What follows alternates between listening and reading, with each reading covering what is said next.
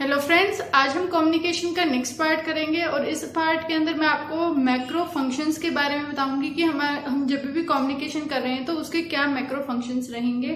साथ के साथ ये जो है मैं आपको NDA net exam paper 1 and paper 2 की coaching totally free of cost इसी चैनल पर आपको उपलब्ध कराऊंगा। आइए अब हम हमारा नेक्स्ट टॉपिक स्टार्ट करते हैं, जो कि मैक्रो फंक्शंस ऑफ कम्युनिकेशन क्या है, कि मैक्रो फंक्शंस के अंदर क्या क्या आएंगे। नॉर्मल जो फंक्शंस हैं हमारे कम्युनिकेशन के, कि हम बातचीत कर रहे हैं तो नॉर्मली हम अपने नीड के अकॉर्डिंग कर रहे हैं बात, ये कुछ भी हमारे नॉर्मल फंक्शन हो सकते हैं। लेकिन मैक्रो फंक्शन क्या है उनके बारे में हम जानते हैं। सबसे पहले हमारा फंक्शन आता है इमोटिव यानी कि हमारे इमोशन।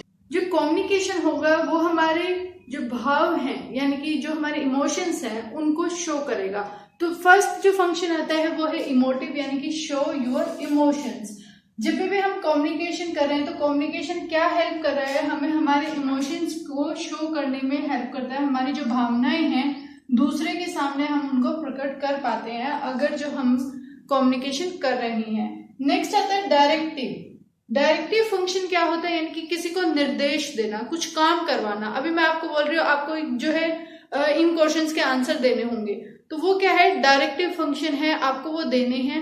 तो इसलिए यानी कि किसी और के बिहेवियर पे हम अफेक्ट डाल रहे हैं, हम कुछ इंस्ट्रक्शन प्रोवाइड कर रहे हैं, किसी को निर्देश दे रहे हैं। तो हमारे कम्युनिकेशन का नेक्स्ट फंक्शन क्या है कि कम्युनिकेशन एक डायरेक्टिव फंक्शन भी है, यानी कि जिसके अंदर हम दिशा या निर्देश लोगों को देते हैं, या जो भी जैसे स्टूडेंट हैं, टीचर अगर कोई क्वेश्चन करा रही हैं या फिर जैसे कि एग्जाम्पल समझाया है, फिर आपको बोला जाता है क्लासरूम के अंदर कि आप एक बार जो है एक एग्जाम्पल खुद से सॉल्व करके देखें, तो वो क्या है, डायरेक्टिव फंक्शन है जो कि अफेक्ट करेगा दूसरे के बिहेवियर्स को।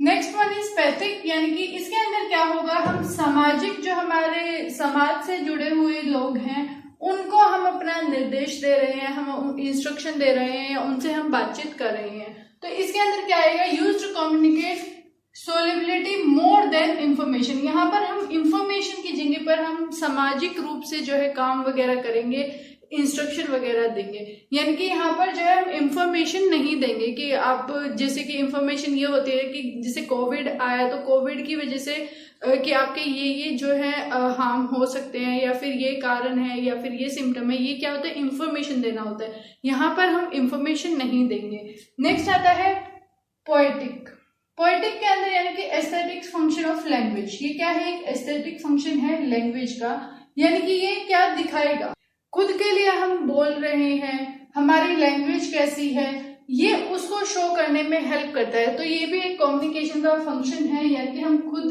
किस तरीके से बोल पा रहे हैं।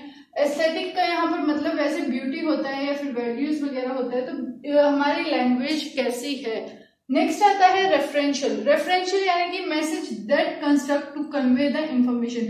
ऐसा मैसेज जो हमें किस लिए हमने वो किया है, कंस्ट्रक्ट किया, बनाया है, इंफॉर्मेशन को कन्वे करने के लिए। यानी कि कोई इंफॉर्मेशन है, कोविड से रिलेटेड इंफॉर्मेशन है, तो उसको कन्वे करने के लिए हमने एक मैसेज बनाया है, उसको हम क्या कहेंगे, रेफरेंशियल कहेंगे। रेफरेंशियल कम्युनिकेशन भी हमारा एक जो है मैक्रो फंक्शन है कम्युनिकेशन का। नेक्स्ट आता है मेटा लिंग्विस्टिक का मतलब होता है लैंग्वेज। मेटा लिंग्विस्टिक का मतलब यहाँ पर क्या है कि एक आपको लैंग्वेज आती है, आपको क्या है, हिंदी आती है समझ अच्छे से, आपको हिंदी आती है और आप क्या करेंगे, हिंदी का यूज करके आप इंग्लिश को लर्न कर रहे हैं, सीख रहे हैं। टू लर्न अदर लैंग्वेज, यानी कि जो आपको लैंग्वेज पहले से ही आती है उसकी हेल्प से आप दूसरी नई लैंग्वेज सीखने की कोशिश कर रहे हैं, तो उसको हम क्या कहेंगे, मेटा लिंग्विस्टिक। नेक्स्ट जो फंक्शन है हमारा वो इज कंटेक्चुअल।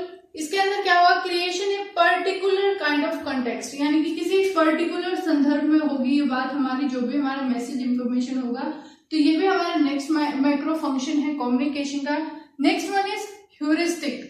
इसके अंदर क्या होगा, use language to gain knowledge. हम जो है भाषा का इस्तेमाल करेंगे नॉलेज को गेन करने के लिए। अभी मैं भाषा का ही यूज कर रही हूँ ना, कि मैंने इंग्लिश लिखी है और मैं हिंदी में आपको पढ़ के बता रही हूँ और बोलकर बता रही हूँ कि इस चीज का ये मीनिंग है। तो मैं भाषा का यूज करके क्या कर रही हूँ, नॉलेज पहले मैंने गेन की है, मैंने सीखा है और अब मैं उसको एक्सप्लोर कर रही हूँ इन्वायरमेंट के साथ, यानी कि जो मेरी टारगेट ऑडियंस है, अब मैं उनके सामने जो मैंने नॉलेज गेन की है, लर्न की है, लैंग्वेज का यूज कर कर उसको अब मैं एक्सप्लोर कर रही हूँ।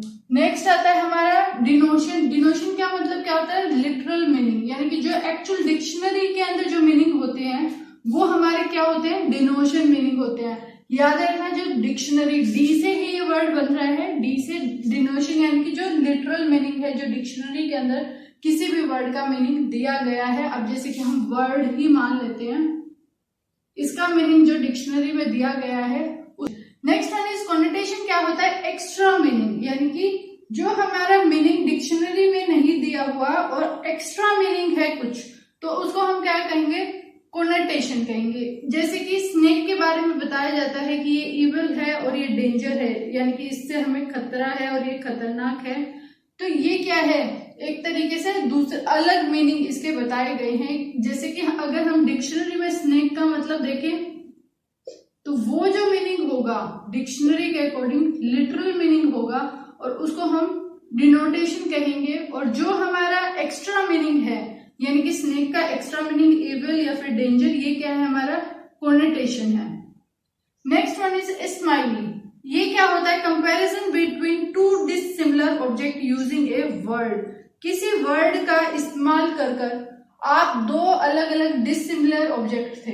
डिसिमिलर ऑब्जेक्ट जैसे कि यहां पर क्या है? स्नेक है और एक तरफ क्या है? एक पर्सन है। अब मैं क्या कर रही हूं? इस पर्सन को, ये दोनों डिसिमिलर है ना, एक स्नेक है एक इंसान है, तो दोनों अलग है। सांप और इंसान में कोई जो है सिमिलरिटी नहीं है। लेकिन मैं क्या कर रही हूं? किसी वर्ड का यूज करके, जैसे कि लाइक एज, किसी वर्ड का मैं यूज करूंगी और इन दोनों को क्या करूंगी? कंपेयर करूंगी। इन दोनों को मैं क्या करूंगी? कंपेयर करूंगी। तो उसको हम क्या कहेंगे? स्माइली। यानी कि जैसे कि मैं, जो भी ये पर्सन है, मान लेते हैं कोई भी है ये पर्सन, तो उसको मैं क्या बोल रही हूँ? तुम तो सांप जैसे हो। मैंने क्या किया? लाइक एज ए स्नेक, ठीक है। यानी कि मैंने लाइक एज का यूज किया, एक वर्ड का इस्तेमाल किया और मैंने उस पर्सन को किसके सम्मान बता दिया कि तुम तो एक सांप जैसे हो। नेक्स्ट आता है मेटाफर। मेटाफर क्या होता है? इसके अंदर भी हम क्या करेंगे? कंपैरिजन करेंगे डिसिमिलर ऑब्जेक्ट। यहां पर भी हमारे ऑब्जेक्ट कैसे रहेंगे? डिसिमिलर रहेंगे, लेकिन विदाउट यूजिंग ए वर्ड। अब मैं किसी वर्ड का इस्तेमाल नहीं करूंगी, मैं सिर्फ ये कहूंगी कि ये जो पर्सन है ना, अभी तो मैंने क्या कहा था कि लाइक एज, यानी कि तुम तो सांप जैसे हो। मैं इसको अब क्या बोल रही हूँ? तुम तो सांप हो, यानी कि तुम स्नेक हो। तो इसका मतलब क्या हुआ कि मैंने किसी वर्ड का इस्तेमाल नहीं किया, अब मैंने सीधा इस इंसान को ही ये कह दिया तुम तो सांप हो। ये जो है हमारा, ये क्या होगा? ये मेटाफर होगा। इसको हम क्या कहेंगे? मेटाफर। कम्युनिकेशन के अंदर जो है मेटाफर भी एक क्या है? इंपॉर्टेंट है।